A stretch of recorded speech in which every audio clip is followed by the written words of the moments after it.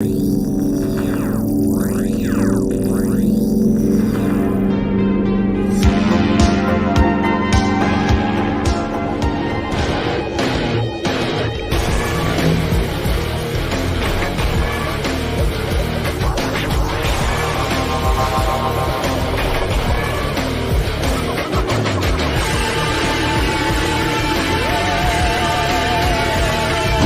for impact.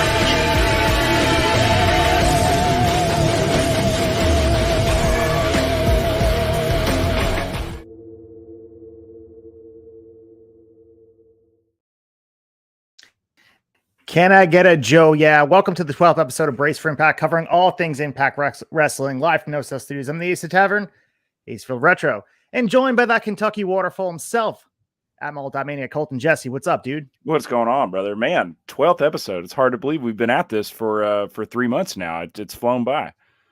Yeah, and it's actually wild, too, because we were watching everything that went down with AEW, and everyone was talking about the Shane Taylor shot at Samoa Joe for the TV title. And lost and all that was, if we were covering on Honor Side, we would have known just that there was a TV title eliminator tournament. And that's how in the weeds that we were, that we honestly had no idea it was happening. As you know, watching through the AEW audience, they're not explaining that. You think it's just a one-off match, but kind of explains how obsolete Ring of Honor has been, the brand itself, I guess. Yeah, absolutely, man. We haven't really missed much at all. Like I wouldn't have needed to know that. And it just, seeing Shane Taylor makes perfect sense for his stature as a guy on that roster. So yeah, no tournament needed, but yeah, I'm not surprised that they had one. And it feels like we're hitting calendar mark after calendar mark with all these big events. And of course, we've been covering it wall to wall, and we have Victory Road this weekend. And of course, we'll cover that on the inside and go through the card, maybe make some picks. But we also have the 1,000th episode, Colton, and looking at the landscape of professional wrestling and understanding just how pivotal it is to be able to say you have 1,000 episodes. And of course, TNA, Impact, everything that goes into it, it's stretched a long period of time, but no one can take away that they're going to be sitting broadcasting on AXS an 1,000th episode from White Plains, New York. That's pretty incredible, man. I mean, Tommy Dreamer said it best tonight. Like, the Simpsons only have 750 episodes. Like, the fact that there's 1,000 episodes of Impact TV is just, it's a hell of an accomplishment. Not many promotions on this, Impact is definitely a strong number 3, but compared to AEW and compared to WWE, I mean, a promotion that's on the smaller side of things, they don't always get to see 1,000 episodes. I was actually present for the 1,000th live show of Ohio Valley Wrestling, and that took place about 4 years ago. And I mean, they've been training people and putting out weekly content since the late 80s. So it took them a while to get there. So hats off to Impact that they've got a great show coming up for it. I mean, they built even more tonight. So really excited for that card next week. Yeah, and longevity in wrestling is not something we always look at as something that happens often. And of course, if you follow us on the Turnbuckle Tavern, Shot Nostalgia, we covered Smoky Mountain Wrestling, and everybody looks so fondly at their time in history and how short-lived it was. And same thing with ECW, WCW, all these other promotions don't really have any stake to getting anywhere close to 1,000 episodes. And, you could say some of TNA and Impact was done in obscurity, but still, right now, and it might be recency bias, we talk about it all the time, but they are putting out some of the best product that they've ever put on. Their roster is as deep as it's ever been, and they're telling meaningful stories. That's what's really great about this Impact stuff, and I know we're watching it so closely, but no one can dispute they're putting on some really consistent product that is a joy to watch week after week. I'm not just saying this because we're sitting here covering it. It really is so much fun to watch this roster grow and kind of tell very, very intriguing stories. Absolutely, man. And we'll get to it later in the card here as we're covering what happened tonight. But even the storylines that we take gripe with, where we say, "Oh man, why are they making this match? There's no story here at all." And then they turn around and in 1 week's time, in one segment, put so much heat on something that was ice cold that I have to eat my words, and I love doing that. Absolutely. With that being said, let's get into the inside and talk about really the two big events happening this weekend in White Plains, New York, the 1,000th episode, and of course, Victory Road that's happening tomorrow night. Let's get into the inside. 1, 2, 3, 4. The inside.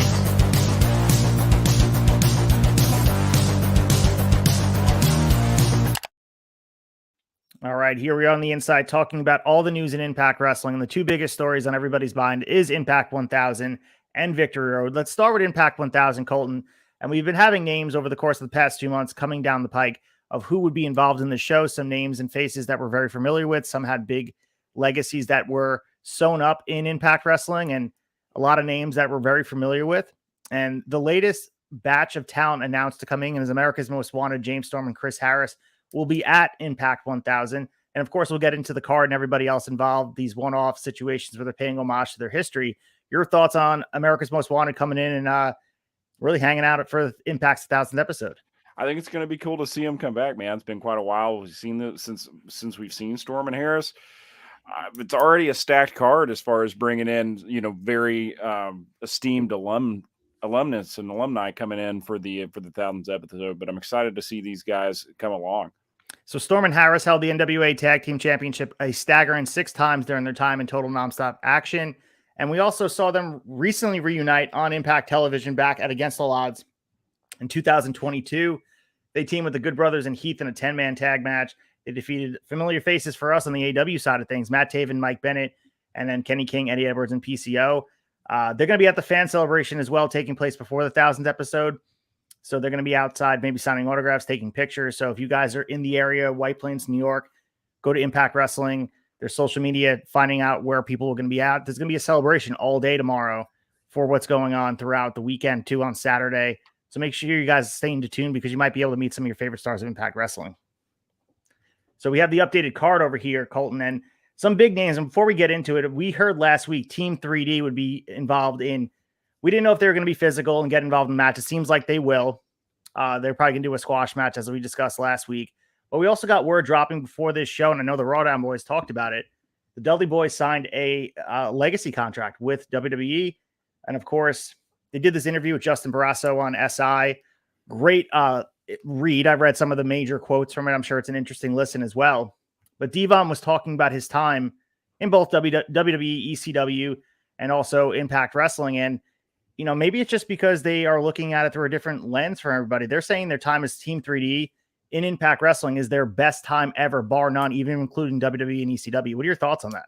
Man, coming straight from the horse's mouth, man, that's how they feel about their career. I mean, their time in Impact was incredible, but man, I think I'd have a hard time calling it their greatest. And maybe that's just with recency bias and remembering them fondly growing up in, tail end of ECW, but mainly in WWE for my viewership. That's pretty incredible a review coming from Devon. And man, I think it's so cool that we're going to get to still see them on the 1000th episode, considering that they did just sign Legends contracts with WWE. Because WWE is pretty harsh about keeping people tied up to you can only appear on our shows. So I'm glad that they've able to still get to honor this date since they had it prior, but pretty excited to see them see what they're going to do in WWE as well, man. I mean, the Dudleys are one of my favorite tag teams. They're my top 5 tag teams of all time. So really excited to see more of them no matter where it is. Yeah, and it's definitely good to have them in the spokes of the wheel that is WWE, to have merchandising and action figures, and they own the intellectual property of ECW, so it makes sense for them to be there. It is awesome that they're going to still be able to appear on Saturday's Impact 1000. But some of the quotes here, you can also say, this is from Bully Ray saying, "We spent more time in Impact than in ECW or WWE.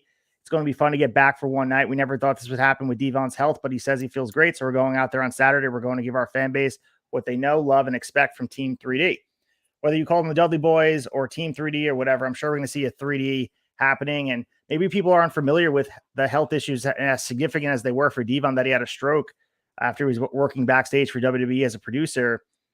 This is awesome to see you get them their flowers on this stage, because this is an important part of their career. Just as Kurt Angle's on everybody's mind, because we were just watching that Peacock documentary that dropped this weekend, and everyone's really talking about really his legacy in wrestling. And everyone wants to talk about the time in WWE. And of course, it's the most significant, most in the forefront of us thinking about his career. Same thing with the Dudleys. But the time and impact for both those guys, I'm talking about the Dudleys and Kurt Angle, it's longer, and sometimes maybe they accomplish more in the ring, if that makes sense. Yeah, absolutely, man. They're not necessarily tied to especially in Kurt Angle's case, such a gimmick. He can rest a little bit more on his in-ring laurels in Impact Wrestling than he could in WWE, where he was just revered as the Olympic gold medalist, the guy that you chant "you suck" at, the guy that's drinking milk. I mean, it's all of his. Not that any of his matches in WWE were lacking. It's just you could kind of focus a little bit more on your in-ring performance in a place like Impact. And yeah, man, I mean, I'm excited to see Team 3D come out. I don't know. We don't know who they're going up against. I'm starting to think maybe the Good Hands. Oh yeah, I mean that's definitely possible. They were definitely rubbing people the wrong way on Impact, which we'll talk about here in that backstage segment with the Rascals. But yeah, I think a big piece of what happened on the Impact stage, I think getting the Impact Plus app for people going back and watching some of the historic footage of it, it's been awesome for me. Like I got the Impact Plus app when we started doing this podcast, and it has me wanting to do a Shot Nostalgia season about it for stuff I've never watched. And some of those years with those rosters, they're stacked. I mean, the star power at the top with some of the older names, and I would take the roster we have now over that because I like pushing the younger talent, the current talent, the in-ring style, the work rate. I think Impact Wrestling is killing it right now. But some of the big names for the casual fans, I mean, you go down the list, Mick Foley, Hulk Hogan, Booker T, Kevin Nash, those dudes once resided on this Impact roster. But the other thing I wanted to mention to you is watching that Peacock documentary with Kurt Angle. I watched it and I thought it was okay. I thought it kind of skipped over a lot of major parts of his career. They focused largely on the Olympics, which I guess is a very big piece of who he is, of course, but this is on Peacock WWE style. Maybe they could have focused a little bit more. They skipped far ahead showing highlights of stuff that happened over the course of 10 years. But I noticed they were using a lot of Impact Wrestling footage. So with the Dudleys being allowed to participate in the 1000th episode after signing this contract, because it probably didn't happen overnight. This was in the works for a while. And then pair that with using footage. Do you think there's anything to them working collaboratively together? Like, I'm not talking about a super show, a Forbidden Door type of stuff at Impact, but what do you make of that they're using footage? Because when I saw him doing the moonsault off the cage on Peacock in an Impact ring, it kind of took me, for a shock for a second, because that's not typical. We're seeing Impact footage being used. Yeah, it's not typical of WWE to show anybody else's footage from a promotion they don't own. I think it's pretty promising, man. I like the idea of, I think you're right. I don't think we're going to get like a Forbidden Door or a dual branded pay-per-view or premium live event, whatever you want to call it. But I do think that this might be a promising sign of sort of maybe an open door policy for some talent to go back and forth between Impact and WWE, which I would absolutely love to see. Yeah, I mean, I can give you a wish list of 3 or 4 WWE folks that I would love to see in Impact, and then easily 5 folks in Impact that I think could do good work in WWE. We're seeing a whole lot more of it between Impact and New Japan, AEW and New Japan these days, but we're not really seeing a ton of it on the WWE side, and I think it would be. It's silly for them to not get a piece of that open door policy somewhere along the line, because it just benefits everybody. It's not going to hurt them in any way, shape, or form. And I think that Impact would be a pretty good pair for WWE. And I'm wondering if the fact that Aldis is over there, from what it sounds like, on a handshake deal right now, doesn't sound like he's signed any sort of contract, that he's trying out being a producer for them backstage. But he's also come out and said that he's absolutely, not hanging up his wrestling career by any means. He's not ruling out getting back in the ring. So maybe he's got something to do with this, which I could definitely see. We know their relationship is good. I mean, historically, even recent memory has Mickie James showing up on TV with the Impact Knockouts Championship. So we know the relationship's good. And I think, I don't know, maybe it could be something that worked out in the future where if you're not doing in-ring talent, there could be some sort of roster sharing back in the day, like what they did with ECW. Who knows? But just seeing that footage piqued my interest. Like, maybe there's something there. But we know there's inroads for the relationship. And we know AEW and Impact have worked together in the past, not so much right now.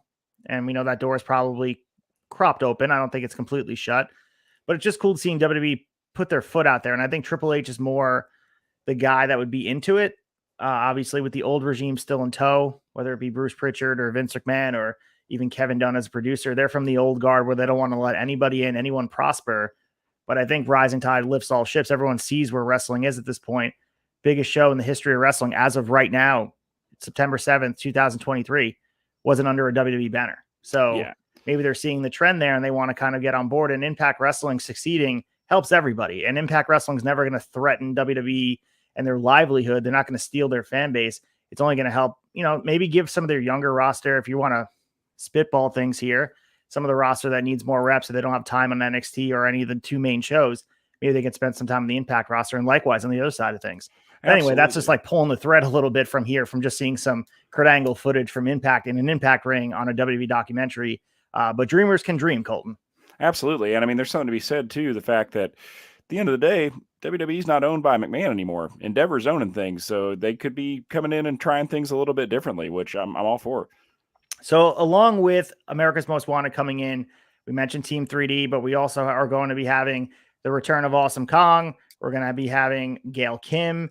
We're going to get some other awesome matches in the pipeline as well, where we're going to get the World Championship defended, Alex Shelley against Trey Miguel. Team 3D, as we mentioned, in action for the first time in 7 years, probably in a squash match, going over, hitting their the signature spots. We get a mixed tag match, Frank Kazarian and Tracy Brooks versus Eddie Edwards and Alicia Edwards. There's some heat on that match, especially seeing with Eddie Edwards and what Alicia did tonight on Impact. And we also have Trinity, Jordan Grace, Gail Kim, Awesome Kong, and a mystery partner teaming up against Deonna Purrazzo, Angelina Love, Giselle Shaw, Savannah Evans, and a mystery partner on their end. And of course, Jake Something versus Dirty Dango, which is having some build here. Going to get the return of Ultimate X on TV. Feast or Fired returning. So a lot on the plate here. I'm sure they're going to split it up into 2 tapings. I would imagine that 1000th episode will be the bigger one, but that's going to be airing on September 14th.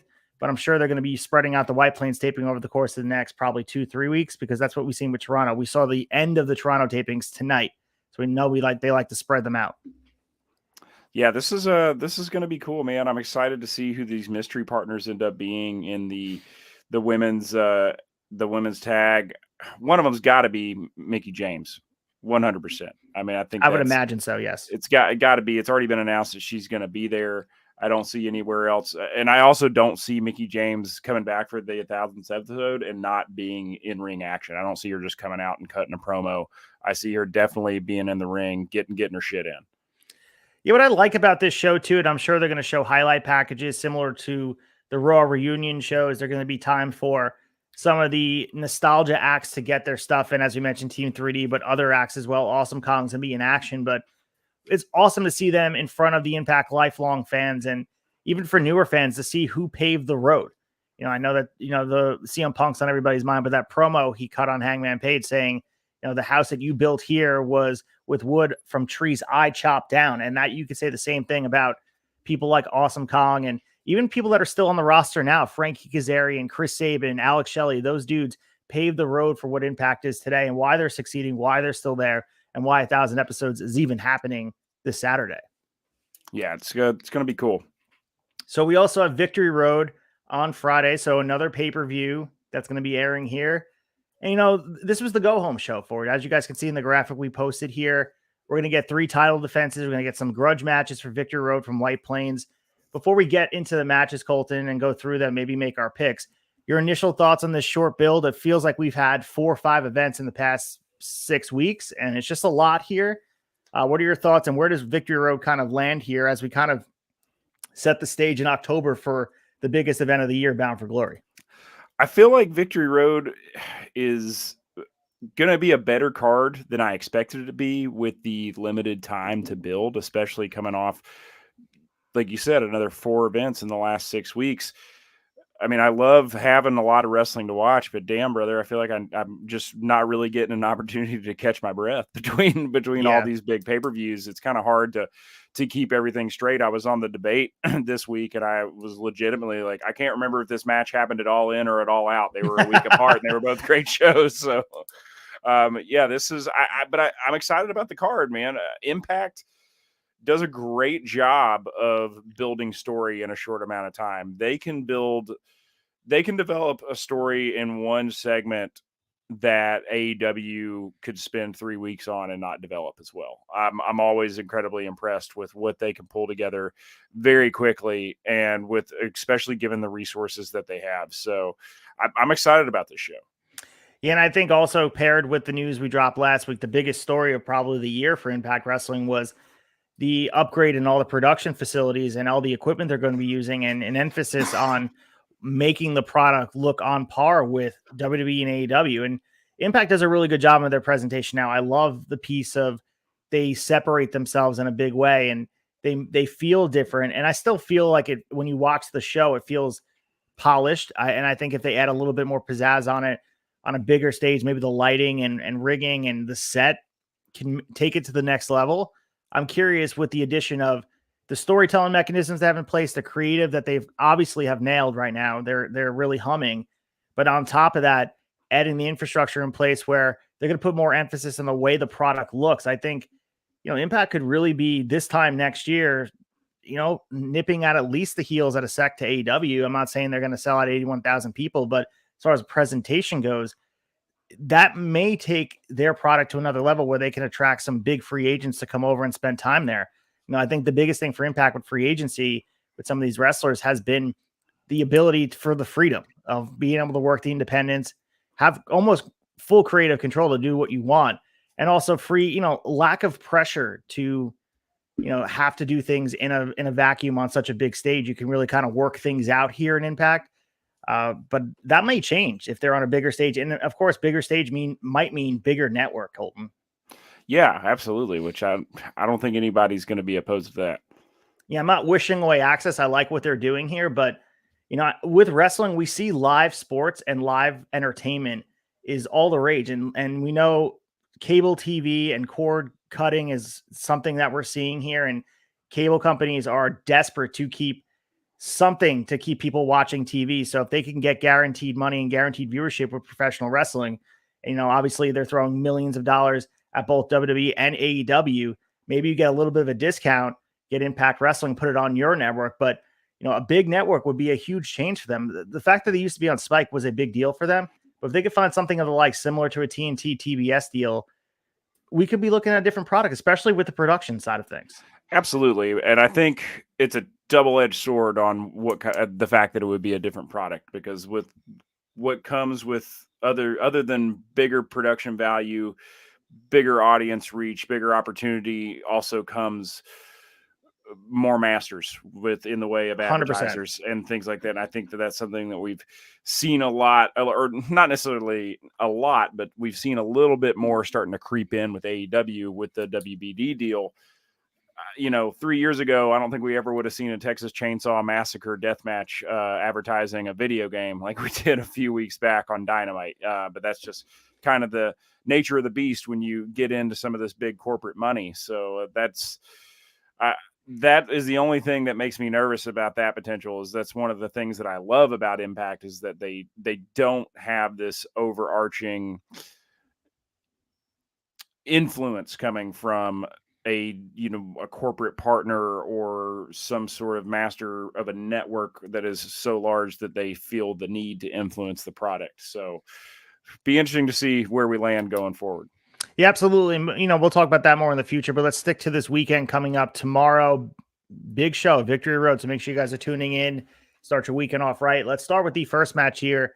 Digital Media Championship. Kenny King defending his championship against Tommy Dreamer in a title versus career match. So if Tommy Dreamer loses, he hangs up the boots for good. If Kenny King wins, he'll have that forever over Tommy Dreamer. But initial thoughts on this match, we talked kind of extensively last week. There was a promo here from Tommy Dreamer on the AXS show tonight, but most of the build was done last week.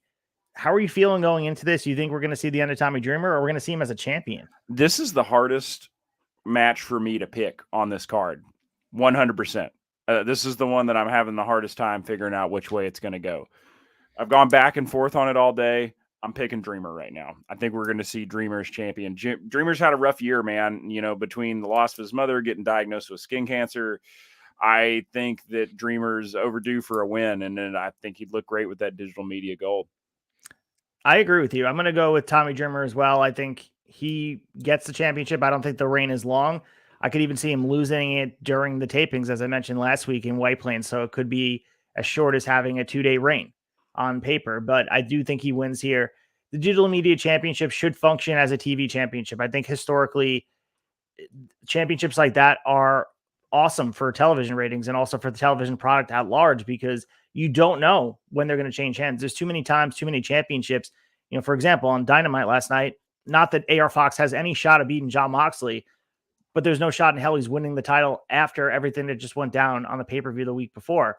So sometimes title matches don't have a lot of oomph on it, but if look back in the day, those TV championships in WCW, ECW, and also Smoky Mountain Wrestling were constantly changing hands. And I think they need to get that in place here where, Joe Hendry set the stage of holding it for a long time and really making it important, but there's something good about a digital media championship, a television championship, changing hands and creating that spontaneity on the TV show where at any moment you can crown a new champion, even if it's on the pre-show. So I think they should bring that back. And also Tommy Dreamer holding some gold in 2023. I'm here for it. I love it. Absolutely, man. Yeah, I agree. It's nothing wrong with taking a belt like that and putting a shine on multiple people in the span of a couple of months. It's a good way to highlight young up and coming talent and put somebody on somebody's radar that might not have been there before. So we also have the Knockouts Championship on the line. Trinity defending her title against, surprisingly, Alicia Edwards. We talked last week. She won the Battle Royal, 10 women in a Battle Royal for the number one contendership, and she came out victorious. I think we're both picking Trinity here, and there was no juice on this match going into this week. But I got to say, and we'll talk about it when we go blow by blow, they put a lot of juice on this in very, very quick amount of time, and has me very interested in what they're going to do here. Same here. I can't wait to get to that segment and talk about it, man. They've really poured a lot of gas on and then lit the match on this one. But yeah, no way in hell that Trinity's taking a loss here. Deonna Purrazzo, Jordynne Grace, the returning Jordynne Grace. She hasn't been on our TVs for a little bit now. It's going to be a good match. Deonna Purrazzo fresh off of that Knockouts Championship reign. Of course, her mini feud after that main feud with Trinity and Slammiversary. And she's kind of in the wilderness now looking for what's next. But, two pivotal figures in this Knockouts division. I have Jordynne Grace going over in a return. I think that feels like, how could you have her lose in a return? This would be a tough loss for Deonna Purrazzo to take, and it's going to be interesting how they book it. Yeah, I've got Jordan going over here too, mainly just the fact, it is a return, but I think what's giving it away to me most is the fact that she doesn't have a win over Deonna Purrazzo. True. She's got a win. She's got no shortage of wins in her career and Impact, but Purrazzo's the one that she hasn't been able to go over on yet, and I don't think it'll be a tough loss for Deonna to take, but I don't think that it's going to hurt her necessarily. I think it'll be an incredible match. It'll be a good showing.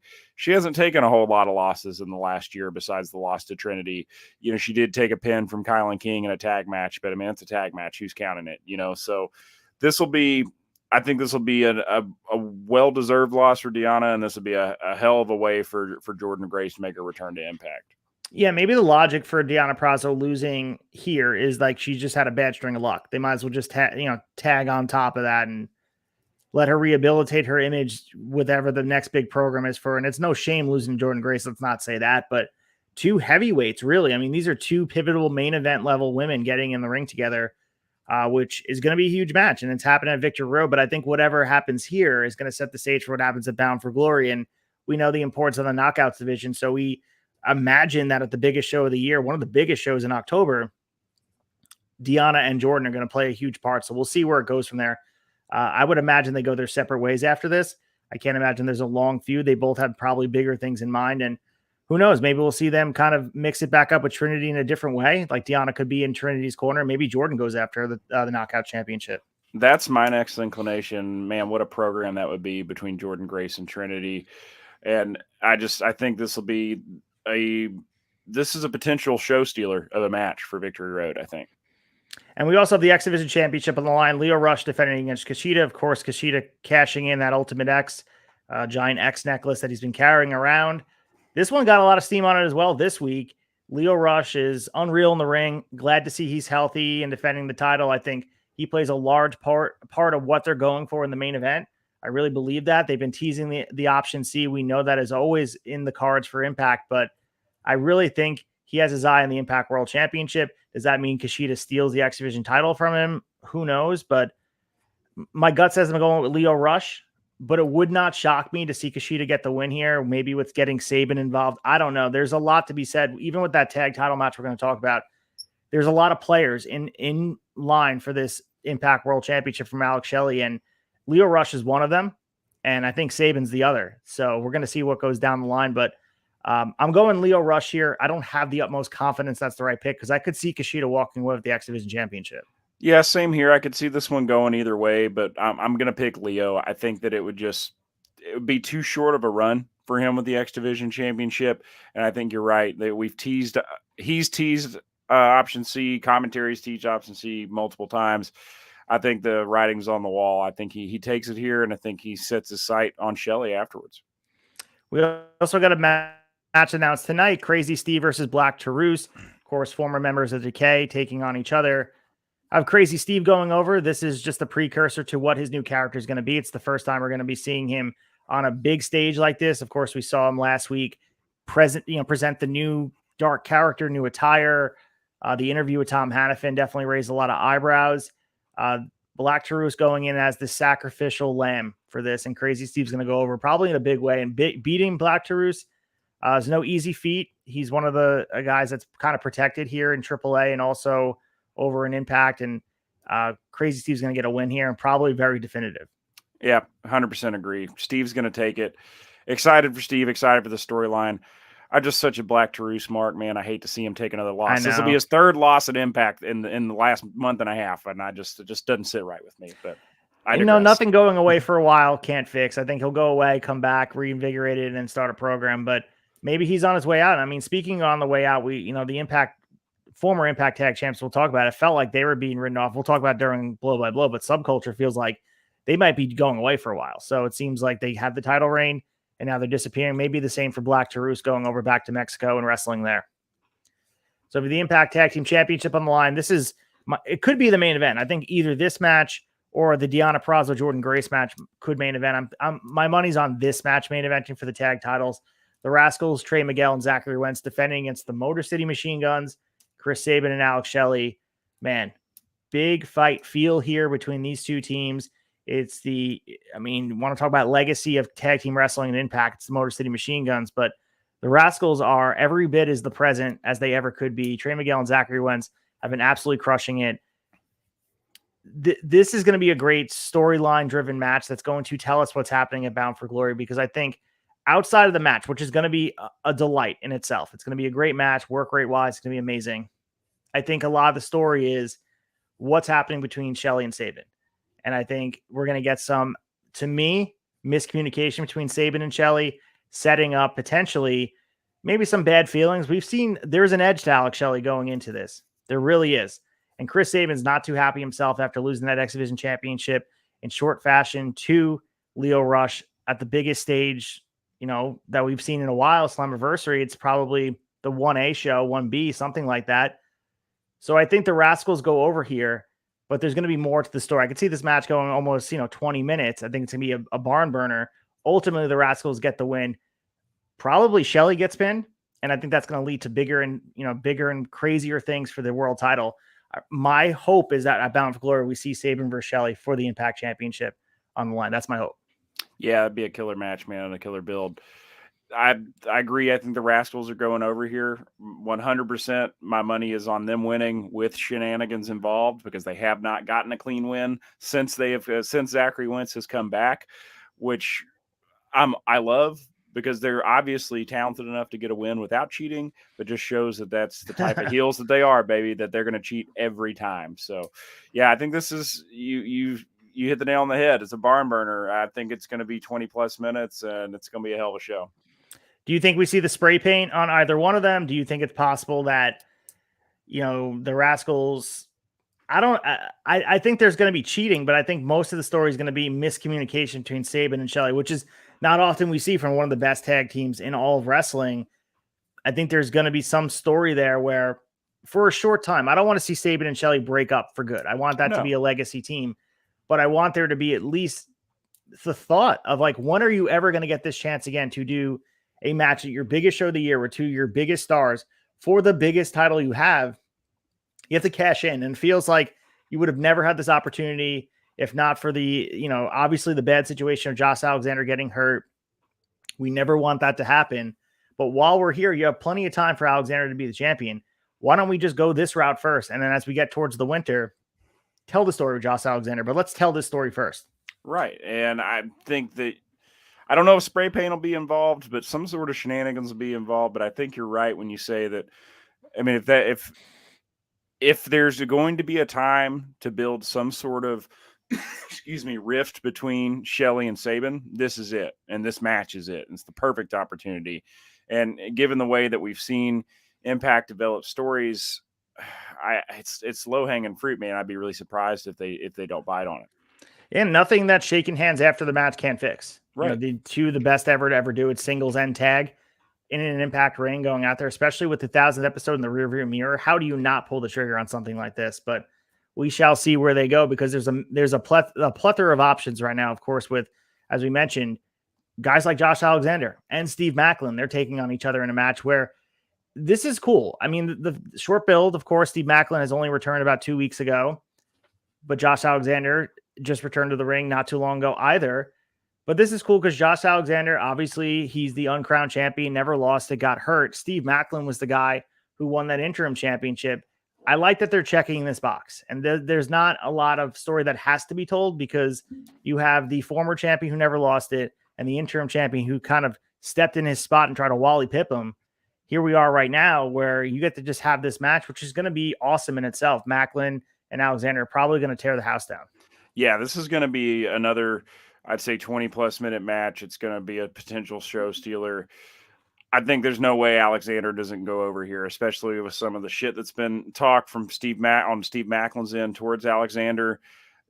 This is Alexander making his return statement very definitively that, hey, I'm back. I'm not only am I back, and I'm 100%. I'm not fucking around, and I'm coming for that title. Even though it might be a minute, that's where I'm heading, and he's going to take down everybody in his way.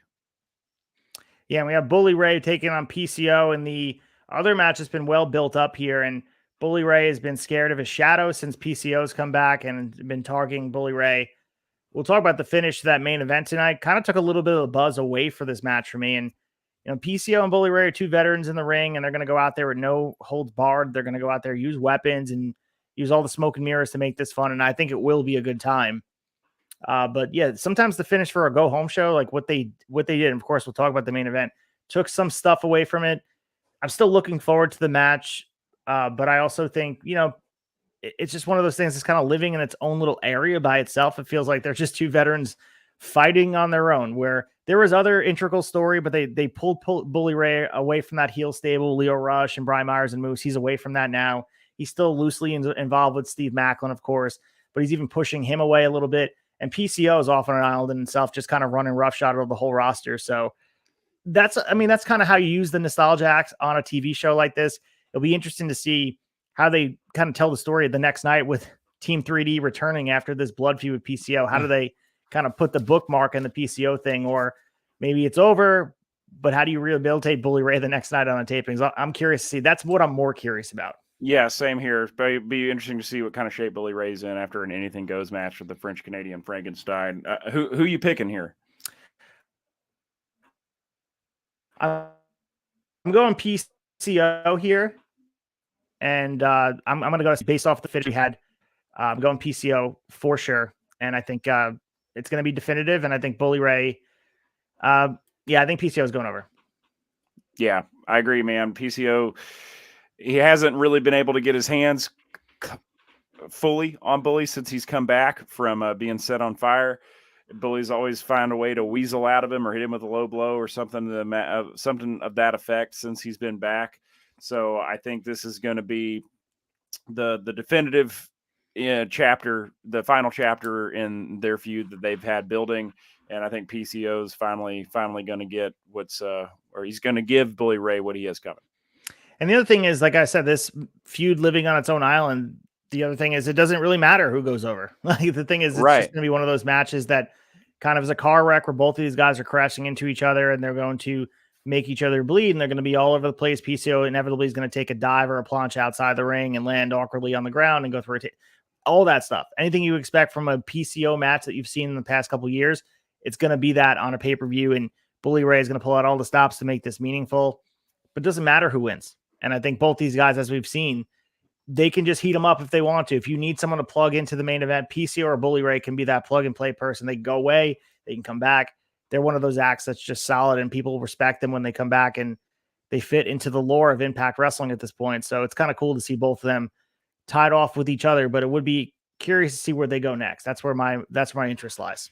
Yeah, absolutely. Let's get to the blow by blow and talk about that go home show from Toronto, the last of the tapings. Let's get to the blow by blow. Blow by blow.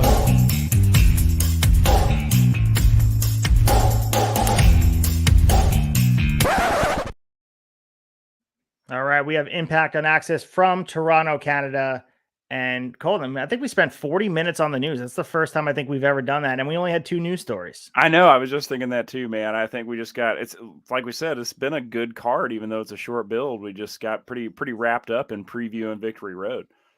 So we had a recap video of last week's events to catch everybody up on Impact on AXS. And then we lead into our opening contest. Deonna Purrazzo, the Virtuoso, taking on Dani Luna with Subculture in her corner. I'll let you take the lead on this match. It was short, but I think it was effective in rebuilding Deonna, especially going into this match with Jordynne Grace. You want her to be at the top level, especially if you want Jordynne Grace to look strong going in as well. 100%. And, you know, this was like you said, this was a quick one. I think we all knew that Deonna Purrazzo is going over here because you do want her looking strong going up against Jordynne.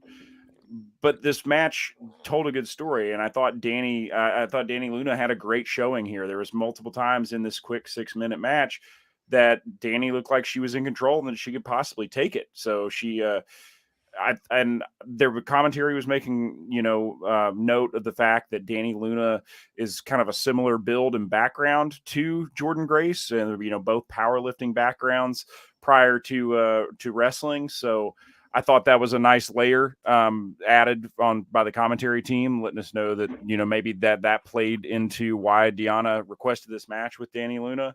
But Deonna Purrazzo got her in submission and tapped her out, man. Like I said, the quick match definitely builds her back up after those 2 losses to Trinity. And, but at the same time, we haven't seen a whole lot of Dani Luna recently. So I thought that this was a good showing for her, man. That's one thing you can say about Deonna Purrazzo. She does a really good job. You get in the ring with Deonna Purrazzo, you're never going to get a squash. She's always going to make her opponent. She elevates every opponent that she gets in the ring with, in my opinion. Yeah, and we've seen that throughout the last couple of weeks of Impact, especially with the Knockouts division. The depth of it is being secured with matches like this, where Deonna Purrazzo is very giving. Even Trinity's very giving to these other women on the roster. Dani Luna, the Kylan Kings, the Jody Threats, all those women are coming in and getting their stuff in. And it is at the core of what it is a rehabilitation match for Deonna Purrazzo. It's going to enhance the main event talent. But what it's also doing is showing that they can hold their own in short bursts. And that's the new squash match. And I know everyone is nostalgic about WWF Superstars where Earthquake would, sit down on some local jobber.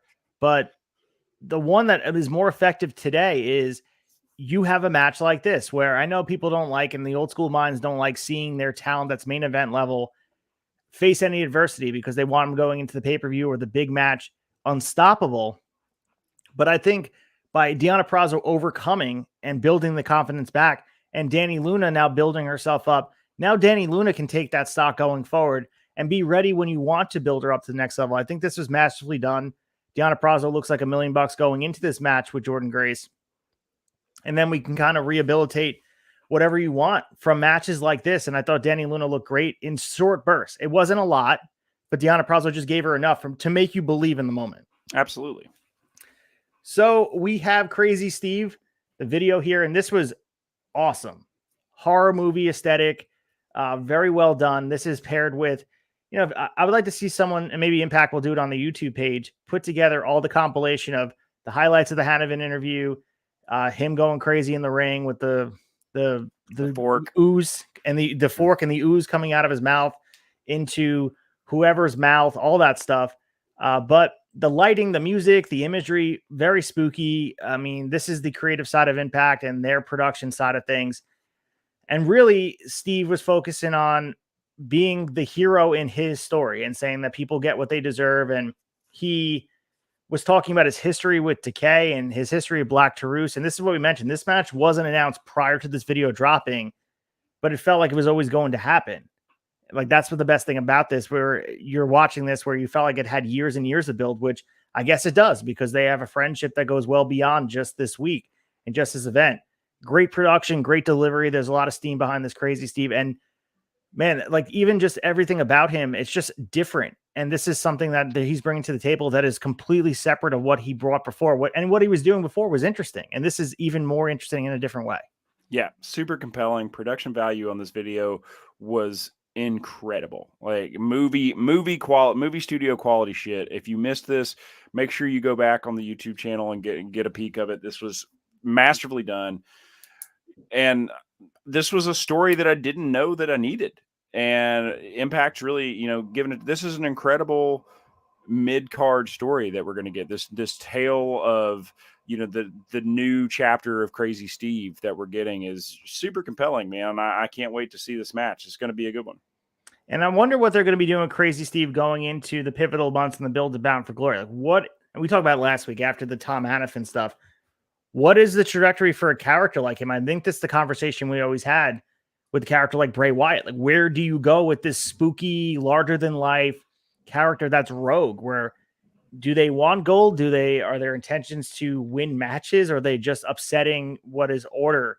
Feels like Crazy Steve's more like the Joker in this Gotham that is Impact Wrestling, but it's not even just that. I mean, there's so much to it. Even like you mentioned, the horror aesthetic with the video, it was different. And you don't see this on a wrestling show where he's peeling the mask off. It looks like he's literally peeling the skin off his face.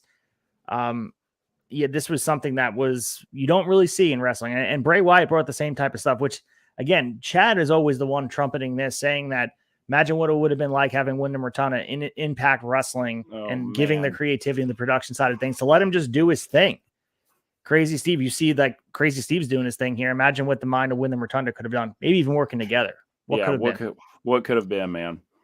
So we get Tommy Dreamer backstage. He's talking about Impact 1000. He's saying he's putting it all on the line against Kenny King at Victory Road just for glory. He talked about his first wrestling show in the building that he would wrestle. He talked about his history in White Plains, New York.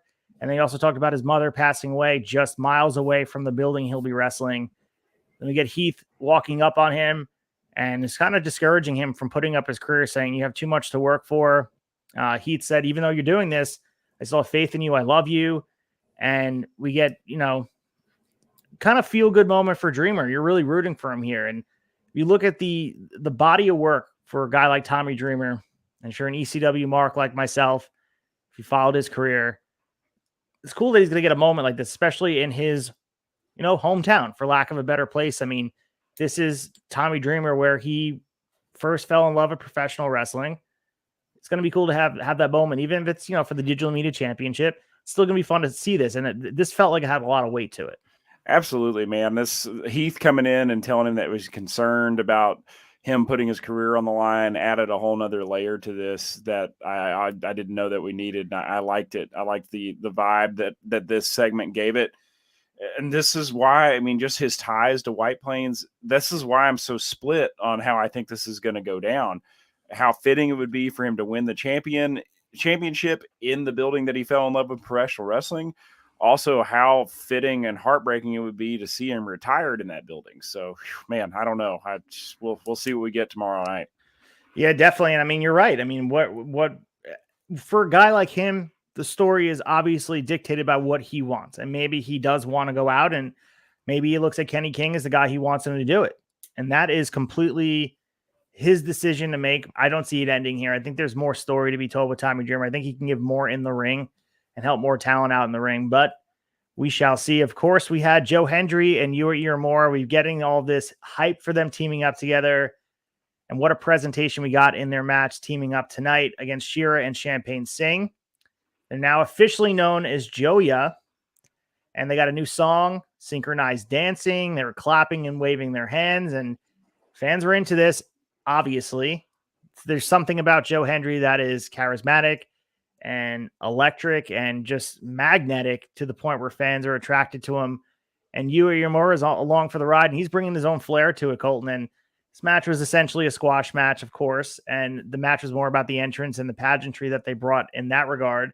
5 minutes here. Hendry gave Singh an airplane spin. Ua gave Singh the cutter. 1, 2, 3. Good night, the lights. this is going to catch on, man. And I think once the story has been told with the Rascals doing their thing, plug and play Hendry and Ewan and push them to the moon as tag team champions. Yeah, I think that's inevitable, man. I mean, anything you put Joe Hendry with is going to get over. I like it. I prefer my Joe Hendry in a singles presentation. No disrespect to Yuta Uemura by any means. I love him too individually, and I know this team is going to continue to gain traction, continue to get over, even with myself. But I like the entrance. But man, it's just I'm pining for that classic Joe Hendry singles entrance. You know, say his name, he appears. I believe in Joe Hendry, brother. I mean, I believe in Joya too, but I like. Joe Hendry's a star, man. I think that we'll get the belts on him. We push him, but I'm looking forward to seeing more of him out of the singles and Impact as well.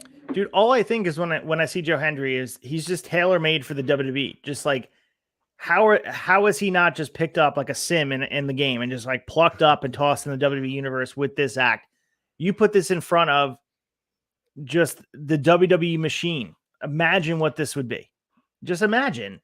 So I think it's a matter of time before we eventually see him in WWE, but I understand what you're saying about having the optic of him as a guy by himself, because that's where the bread is buttered. That's where the money is. But I think, you know, in the time being, having him involved in a tag team and keeping him relevant and doing really the same act in a big way, you know, I think that is something we can enjoy. But I agree with you, man. I think he's a main event type of guy that should be at the top of the card by himself. Absolutely. And it makes sense that they're doing it here because, I mean, frankly, the top of the card in Impact right now is pretty crowded territory. He'd be really lost in the sauce, so that's where they're trying to push him right now. So we get a Steve Maclin and Bully Ray backstage promo, and this is more build towards that PCO match and also the Josh Alexander match, so they're combining both these stories.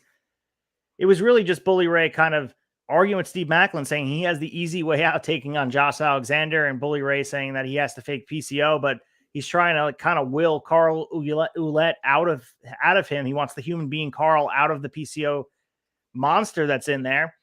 And he told Maclin to trust him and be a good soldier. They were arguing, and Maclin said he will follow Bully's lead, but he will take care of himself at the very end. So we see this allegiance with Bully Ray, Brian Myers, and Moose and Leo Rush kind of fall apart. Looks like Bully Ray and Steve Maclin are falling apart too, which the writing's on the wall at this point. But I think this is a good way to kind of hype up really PCO as this like unstoppable monster, which you can make the argument that it kind of was just washed away in the main event finish here. But this was a nice segment that put over both matches. Yeah, I liked it. I liked showing the cracks between Bully and Steve Maclin here. It really just does illustrate that, like you mentioned earlier, the fact that this PCO Bully Ray storyline is kind of taking place on an island by itself.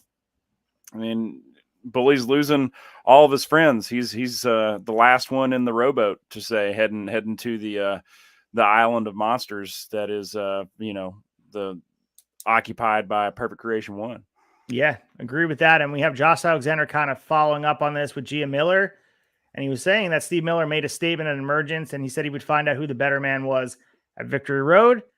And he also said that him and PCO are going to make a statement tonight. Of course, the main event was going to be Josh Alexander and PCO teaming up against Maclin and the aforementioned Bully Ray. So kind of fed both masters here, feeding and trying to get the match built up at Victory Road, but also the main event. Don't forget about they want to make sure you're stoked for the main event, which, you know, we'll talk about it. It felt kind of ho-hum, especially on a go-home show, but sometimes in a taped environment, it's hard to put a lot of oomph on it. I would have liked a pull-apart brawl, which we'll talk about, but something like that on the show, not just kind of finishing and see you later. We'll see you tomorrow night.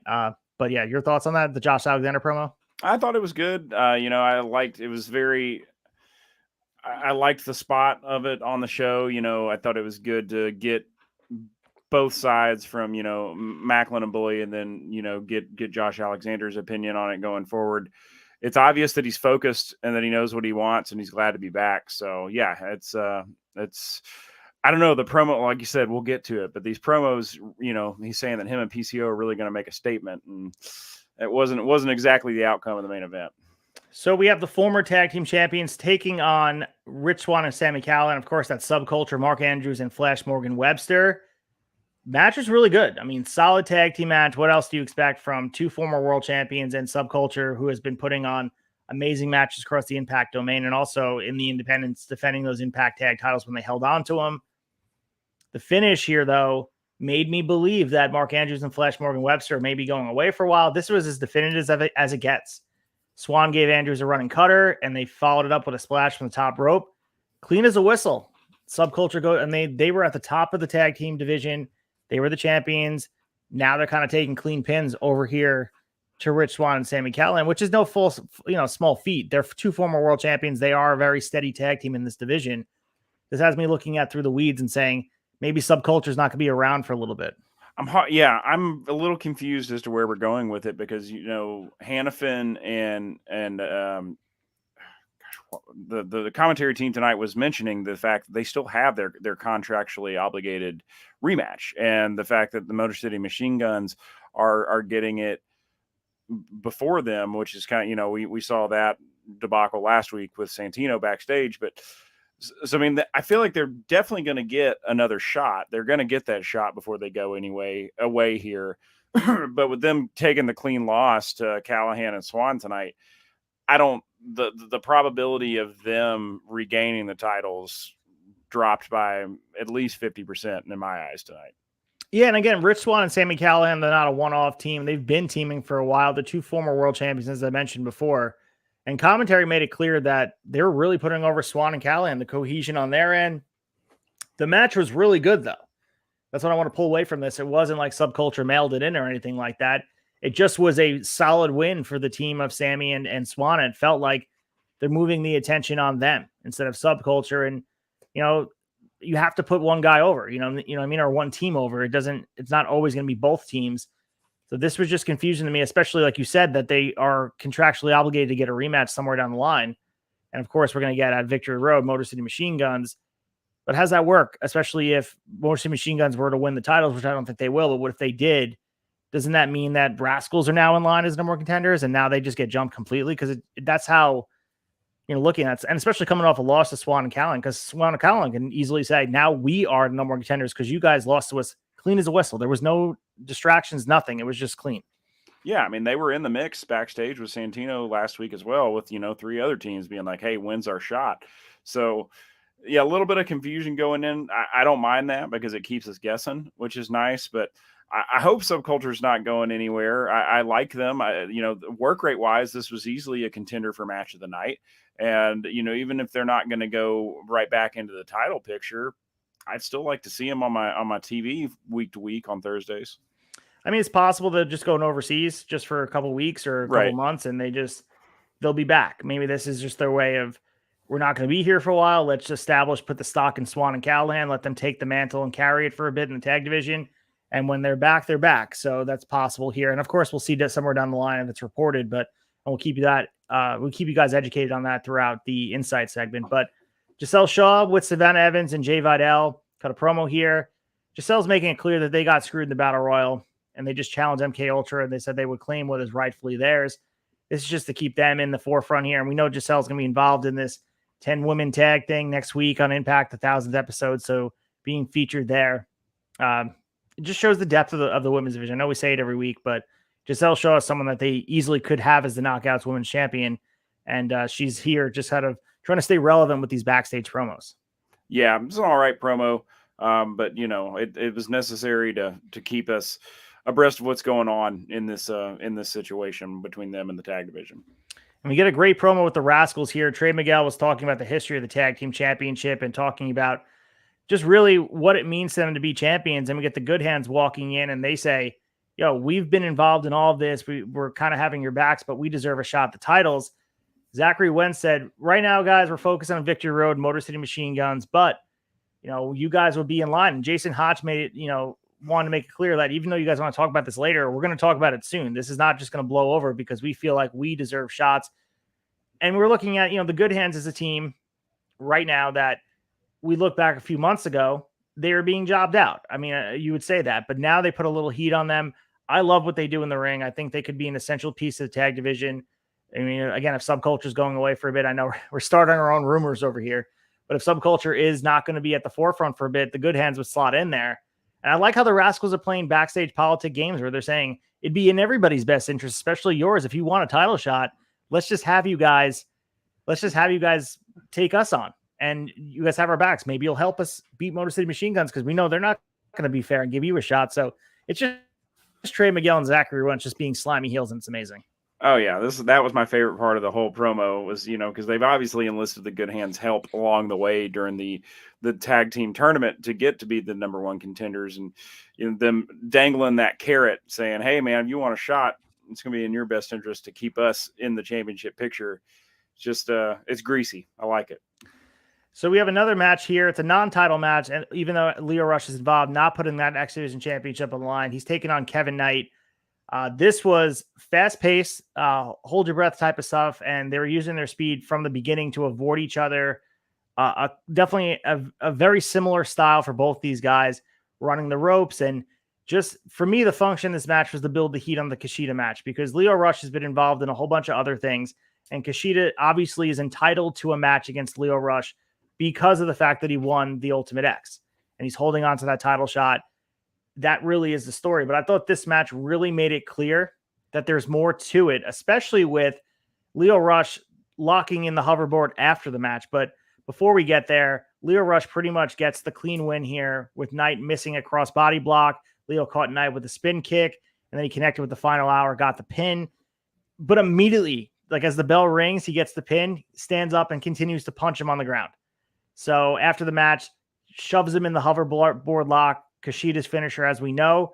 Kushida's not happy, runs out in the streets, and he tries to get Lio Rush in his grasp, but Lio escaped. And then we have this build now for Lio and Kushida where it feels a little bit more important, a little more weight on it. And goddamn, Lio and Kevin Knight just put on a show. And I think we talk about different styles of matches and buffets and matches, and this type of match belongs on every card. This is just like so fast-paced. 14 minutes flew by.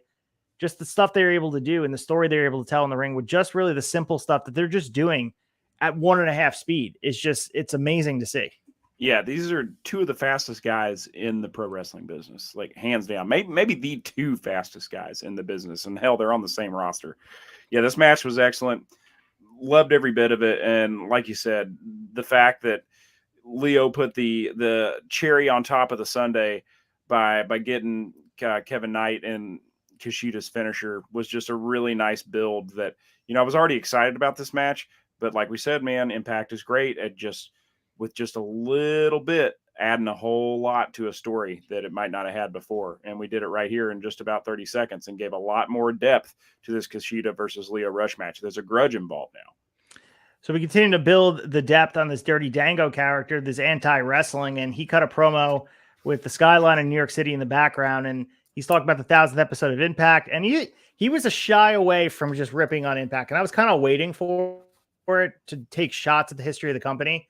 I was waiting for him to take shots at some of the low points of the company, and maybe they don't want to bring light to that, of course, in Celebration, but he did mention Dixie Carter, he did mention Disco Inferno, but funny enough, he was asking if Dixie Carter was single. I did like, though, that he was calling this era of wrestling the Gratitude Era, which I think holds some weight.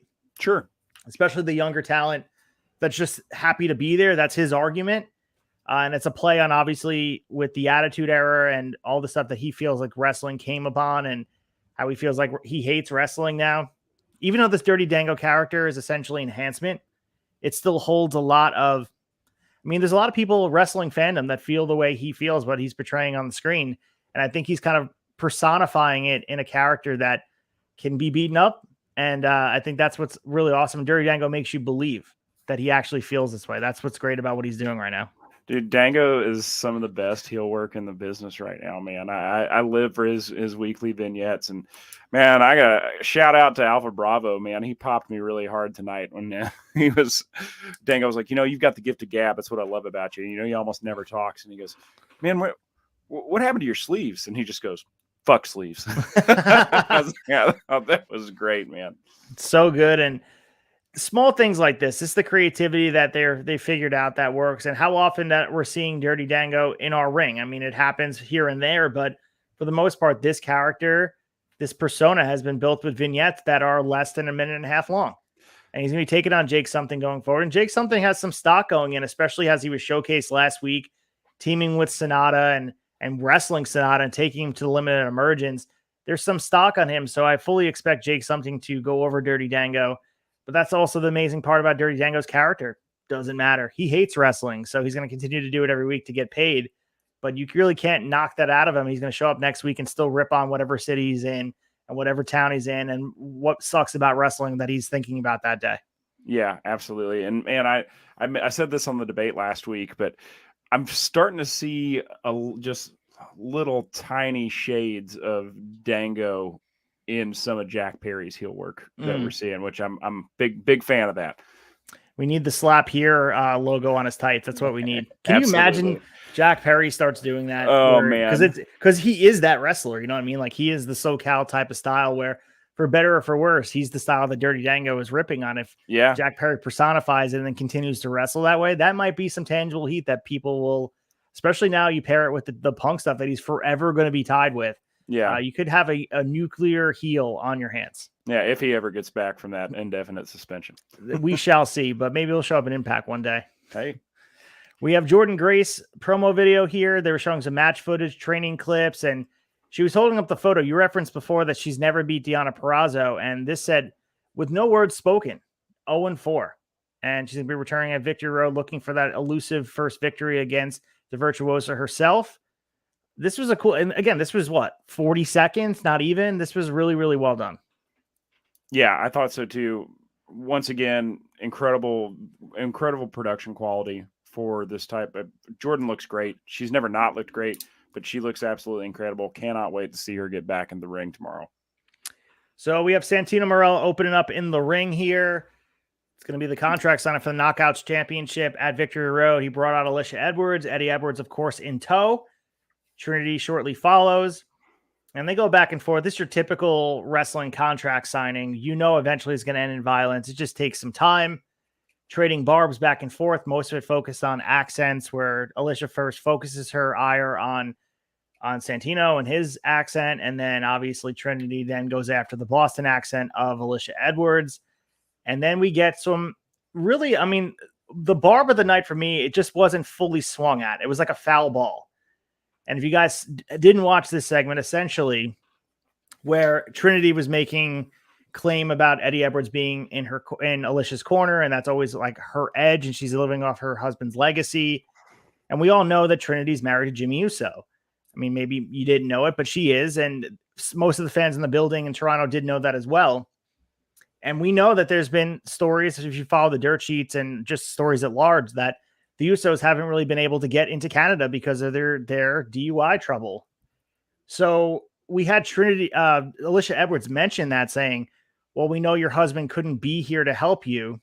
Even if he wanted to be. So I wish they just sort of went the extra mile. And I know the assumption's there, but the fan didn't react. They were going to react because you didn't spell it out for them. And I wish they would have done that, because could have been the line of the century for someone like Alicia Edwards. Absolutely, man. And, you know, going back to what we were saying last week, how Alicia Edwards was kind of an odd swerve to win the Battle Royal, and how this kind of felt like a throwaway match, and how we weren't exactly super fond of that idea going into, you know, even if it is just 2 weeks to build to a show. This segment, man, it added intense levels of heat to the storyline. There is a story here now, and I absolutely love it. I'm with you, man. I wish that they had gone a little further and just kind of taken the dig at Jimmy for the DUIs, because, you know, you and I were texting about this before we went on air, and my first initial thought when she said, you know, if your husband wanted to, even if he wanted to be here, he couldn't. I was like, oh, is she taking a dig because he works for WWE and they won't let them show up on other products? But no, you're 100% right. They can't get into Canada, man. I mean, I worked in the music industry for years, and I can't tell you how many times I was with a band, or a band that we were also touring with had a crew member that they had to leave behind stateside for the day or two that we were going to be in Canada, because Canada's super strict about that stuff. You have any kind of DUI, any kind of drug charge, it's not that you can't get into the country, but if you want to, it involves a lot of paperwork and a lot of money. And frankly, it's just, especially if you're only going to be in there for a day or two, and it's somebody that you can replace or do without, it's not really worth it. So yeah, I think it would have been, this was I thought this was a great promo. I thought it was a good exchange, put a whole lot of heat on it. but I think if she had gone the extra mile and really, put that knife in and twisted it, we would be talking about this segment like 10 years from now. Yeah, and I think this, like, you think about the viral nature of wrestling content. Some people consume wrestling just in the TikTok, YouTube nature of reels on Instagram or whatever. Yeah. This could have been something that people looked at and like brought your eyes to Impact, but there's no way to clip this. And like you said, the jump would be your husband can't be here because he's in WWE, and most people would probably assume that that's what she's talking about. Maybe they don't even know he's married. She's married to Jimmy Uso, but there was a way to say it. The greats on the mic would say it. MJF would find a way to make it clear that everybody at home would know that that is a very personal shot in a promo to build some heat in a match that had none. Like you took the match and lit it on fire where it was ice cold. There was nothing there aside from earning a number one contendership with, really, we know Alicia Edwards is not winning this damn title. So yeah. And make people care about it. And I will say, anytime that we've had wrestling, had a realistic, legal issues addressed or brought into storyline in wrestling, and, you think about Scott Hall and his struggles with addiction and the fact that, him and Stone Cold, they brought that up during their feud together in WWE. You always want the person who's on the receiving end of that to be okay with that being brought up. So now that we kind of talked this out, I'm wondering if they discussed it and Trinity was like, I'd rather not go there. Which, and if that's the case, I got total respect for that. That's your life. That's your decision, whether you want your business drawn out in public. I mean, at this point in our lives, social media is everywhere. It's already out in the public. If you prefer to not have it written out in the script and played on the replay, I totally get that. Yeah, absolutely. And the thing is, then I would tell Alicia just not to say it at all, because then your misconception and where it's just like, oh, he's in WWE, and then it's confusing and whatever. But what happened after was awesome too, because man, we have all this stuff. Of course, Frankie Kazarian laid out Alicia Edwards weeks ago in the build to Emergence, where he hit her with the kendo stick, and now we see Eddie Edwards kind of was really upset at Frankie Kazarian for hitting a woman. Eddie Edwards doing the same shit here, where he pretty much does a Blue Thunder bomb to Trinity after trying to restrain her through the goddamn table. We saw Kazarian and Santino checking on Trinity. Trinity sold it like $1 million here.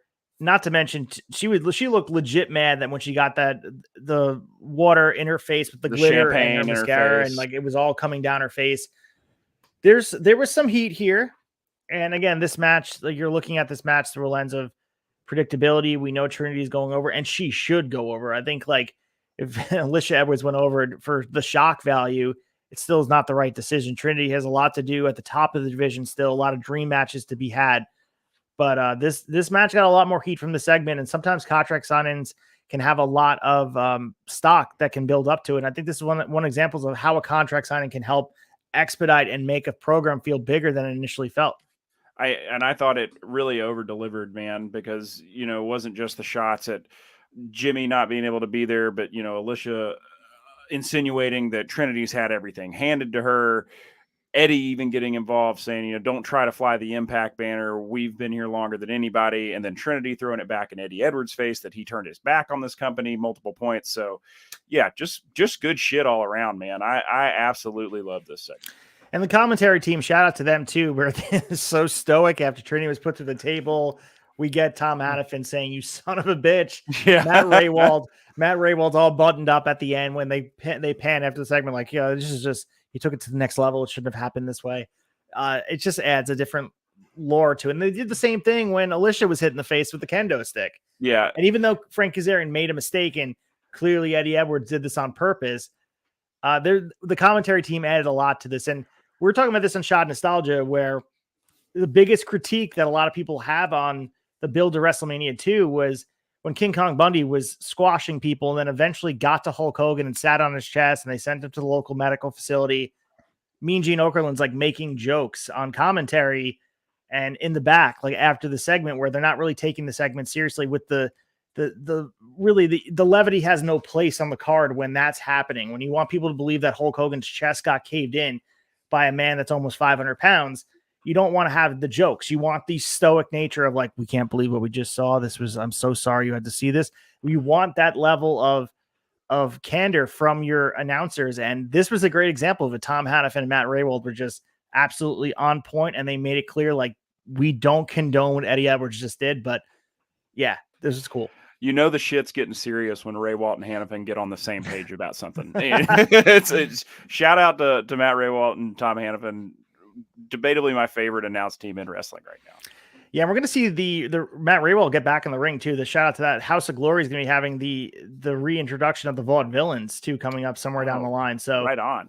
Yeah, so they'll be in the ring soon. I forget the date, but I know the event's called Fallout. It's pretty soon because they've been advertising for it, and the Vaudevillains will be there. So we shall see how that goes. I mean, they're one of the best original NXT acts that has ever been. So could be really, really cool. We have our main event of the evening, Bully Ray and Steve Maclin taking on PCO and Josh Alexander. We mentioned this before. This was built up. These are two of the top matches happening at Victory Road, baked into one cake here.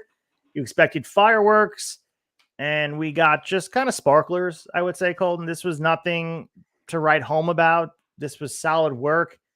It's awesome to see Josh Alexander in the ring. He looks like $1 million. Dude's in the best shape of his life. He's got some new gear as well, looking like, top guy here. PCO and Bully Ray doing their thing here. Steve Maclin's built like a shit brick house here. He's huge, main event level. Crowd was into it, but it's just like the way they did this. There was no urgency. And maybe the feuds are already established. As we mentioned, PCO and Bully Ray have been feuding for the longest time. But going into a match against each other, these dudes have, we talked about at length, the battery acid, lighting on fire, all that stuff. We get a roll up to end the match where Bully Ray rolls up PCO, gets the pin, which to me takes away a lot of the weight where Bully Ray's been complaining that he can't defeat PCO. He's a monster. You can't defeat him. And he does it with a quick roll. But I understand he stood right back up. Maybe the wording is not defeat. Maybe you can't end him or stop him. But what's to say this can't happen at Victory Road now? I just didn't like it. I wasn't a fan. I think you're being a little generous saying that we expected fireworks and got sparklers, man. I thought this show ended like a wet fart. I would have been happier with the DQ finish than I would have the fact, just the low blow into the roll up. I don't know. It just left a lot to be desired. Otherwise, I think great show all around. This was kind of if this is how this match was going to end, I didn't need this to be the main event. I think the contract signing could have closed the show in this case. 100%. If you would have put this in between sandwich and you go out with Tom Hannafin and Matt Raywald all stoic after Trinity's laid out through a table from Eddie Edwards' Blue Thunderbomb, we're talking here. Because I think you're watching a go-home show for a pay-per-view. Victory Road is a pay-per-view where you want this to feel like a big deal. You want something crazy, whether it be a pull-apart brawl but we also know a lot of these guys are on an island on their own. These guys are kind of focused on each other, so there really wasn't a place for it. I think really the structure of the card is the biggest complaint. I think you made a good point. This should have happened the same way, just in a different part of the card. Absolutely. I mean, going off the air, jaw dropped with Trinity through a table would have been a lot better than being like, hang on, what happened here? Yeah, it just didn't do it for me. So we are going to set the stage for Victory Road. We'll talk about our impactful moment, pick our favorite part from this taping of Impact on AXS, and get into previewing the next week. Let's get to impactful. Impactful.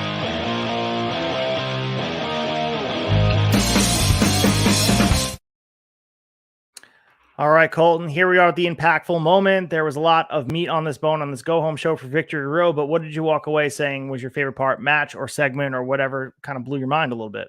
My favorite part of the show was the contract signing, man. It really over-delivered for me. I didn't think we were getting a contract signing.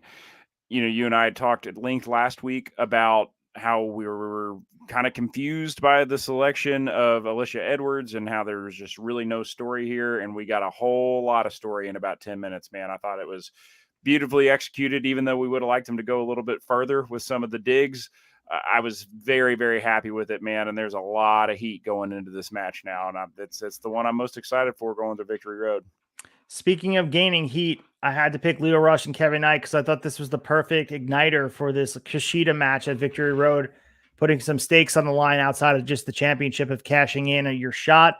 This feels like there's actual grudge match now, and there's some heat here. Leo Rush is does such a good job of being a heel. Kushida is so sound in the ring.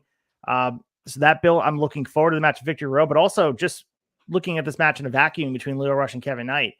Just absolutely, 14 minutes of just fast-paced action that you're not going to find anywhere else. Like you mentioned, Leo Rush and Kevin Knight, two of the most fast-paced wrestlers in all of wrestling right now. Even the way Leo runs the ropes. I know it sounds so simple, but no one else does it like him. And just the pivoting and the jockeying for position between both these guys, and seeing Kevin Knight kind of hold his own against the X Division champion, just come up short, and a decisive win from Leo going in. And then we mentioned the fireworks after the match added to it as well. So definitely going with that. Contract signing was great, though. And those are definitely the two highlights of the night. Yeah, I completely agree, man. I would watch Kevin Knight, Leo Rush go at it every night of the week if I could. So let's get to the shock and awe, give our final wrap-up preview next week, our 1000th episode of Impact on AXS, and obviously give some shilling for the tavern. Let's get the shock and awe. Shock and awe.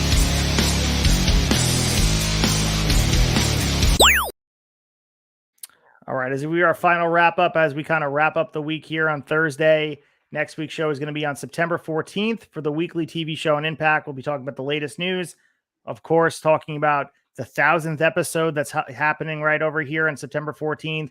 Make sure you guys are tuning in for the historic affair. And we're going to be breaking down all the results of Victory Road and setting the stage for what is going to be. There's a lot going on in Impact just because we kind of hit that benchmark. We're building towards Bound for Glory. We have that October UK tour. And we also have the other Nashville tour that we haven't really even talked about. There's been no bill, but we see the graphics showing up. They're going to be in the Music City doing some stuff as well. So stay tuned to Brace for Impact. We're going to be covering all of that. And also for like the broader news, we might not talk about all the Impact news as in depth as we do here, but tune into Wrestling Tonight every Monday evening at 7 p.m. And also check it out on Tuesday mornings where all your news on pro wrestling. We got you guys covered. Hopefully we're not talking about the Phil Brooks story anymore.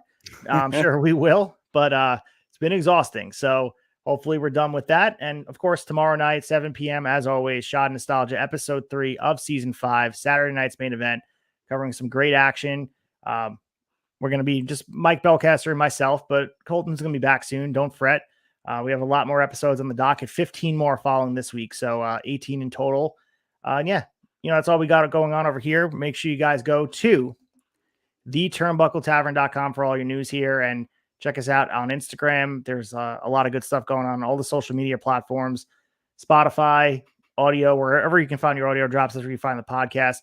And, make sure you guys check out Broken VCR as well. I know they don't get as much love on a lot of the shilling because it's not pro wrestling, but especially as Halloween comes around, make sure you guys are checking it out because, they cover some great autumnal movies. So Colton, this is your moment to shine. Give us a mullet update. Talk about the debate. All your good stuff, dude. All right, man. So I've got a chance to be on the debate the last 2 weeks. So I was on last week and then on for this coming Monday as well. So filling in for Tom.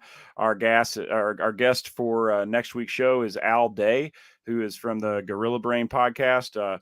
Great guy.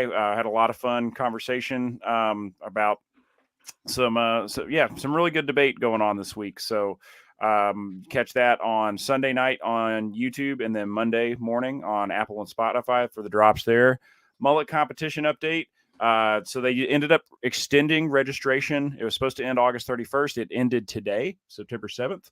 So I should have some information by Monday for voting. So the first round of voting will be to select the top 75. And then there will be from there, I believe, the top 50 and then the top 25. So the top 75, there's already some people who are in the top 25. Apparently they had some selections going on at some state fairs. I kind of alluded to that earlier this year. It's been kind of doing some things differently and not necessarily the best communication from the administrators to the top down. But so I think there's already 3 or 4 people who've solidified a spot in the top 25, but we're going to fight for it hard, man. Keep an eye out on mullet.mania on Instagram. I'm sure you'll see it all over the tavern. Well, as soon as I have the link, it's going to be anywhere and everywhere. Please get out there and give me a vote. It doesn't cost anything. And let us get a chance at bringing the Mullet Champ USA trophy home to the tavern. Absolutely, dude. And be voting for you. I'll share it on my page. You guys can follow me at Eastfield Retro. You follow him at mullet.mania. If you guys are on the Long Island area, come check me out. VPW of a Turnbuckle Tavern table on Saturday. So I'll be being there for their event Sanctified. It's going to be a great night of pro wrestling, giving out some stickers and just kind of shilling for the podcast and hyping stuff up and enjoying the show, maybe recording some content. And then also September 16th, Own the Night. The aforementioned Alex Shelley and Chris Sabin are going to be in town. They're going to be doing a training earlier in the day, and they're going to be doing a show. And I'll be doing the ring announcing in Deer Park, New York.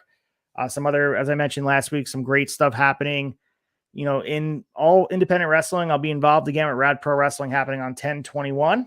And then we're going to be, Power Transfer is that event. That's going to be their October show. And then also in early December, there's going to be their show Cold Forever Rad, which is going to be kind of their goodbye to 1994 as they move into 1995. And Remarkable Wrestlers will be involved in Restival as well, which is going to be the last week of December. It's a week-long or 5-day-long festival of independent wrestling, and Remarkable Wrestling is going to be there. So will Rad Pro. So that means Acefield Retro will be there. So in the Massachusetts area. That's pretty much all I got.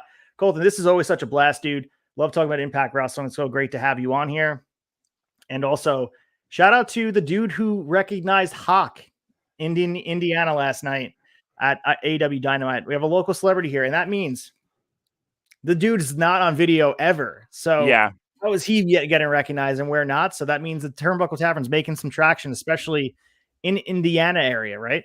Yeah, absolutely, man. The fact that, Indiana is a pretty small spot. So, big fish in a small pond situation with Hawk there. But man, that's fucking awesome, man. I was so happy to hear that segment, and it just Hawk's genuine excitement. Dude, he was so excited. He was like usually he's just like man. moving on. Dynamite was okay. And he was yeah. Too bad Chads weren't talking at all. It was the Hawk segment, baby. He really came alive last night, man. And that's awesome. That's got to be so cool to get recognized by like that in public. Maybe that just means you and I just aren't out and about enough, man, together. That's true. and so, yeah, absolutely. I need to be going to more Dynamites, actually, and just announced, looks like Dynamite's coming to Louisville actually in November. So pre-sale tickets went on today. So I'll definitely be at that show.